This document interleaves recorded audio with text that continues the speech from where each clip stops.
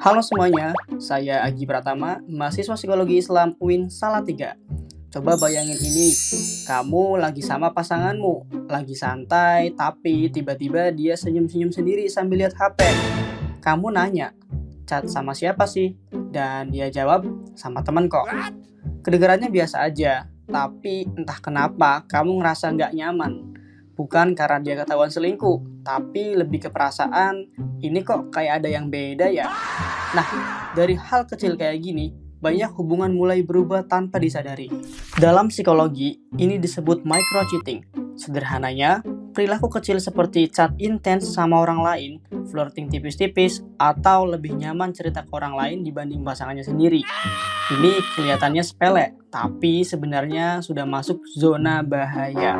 Shirley Glass tahun 2003 bilang kalau perselingkuhan itu sering dimulai dari kedekatan emosional yang terlihat tidak berbahaya. Jadi bukan langsung besar, tapi pelan-pelan. Menurut John Bowlby tahun 1969, manusia itu butuh rasa dekat dan dipahami. Jadi ketika itu kurang dalam hubungan, kita bisa tanpa sadar mencarinya di orang lain.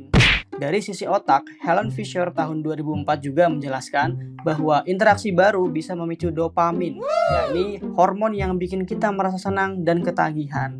Makanya, chat sama orang baru itu terasa lebih seru. Tapi masalahnya, seperti kata John Gottman 1999, kepercayaan itu dibangun dari hal kecil dan juga bisa rusak dari hal kecil yang diulang. Jadi, walaupun terlihat sepele, micro-cheating ini bisa bikin hubungan jadi renggang dan penuh curiga. Terus solusinya gimana?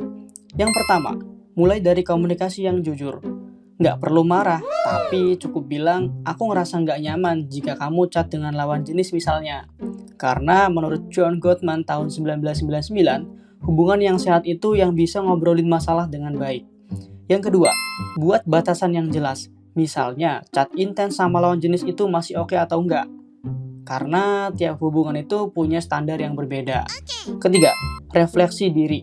Dalam teori self-determination, Edward dan juga Richard tahun 2000 bilang kalau manusia itu butuh merasa terhubung dan dihargai.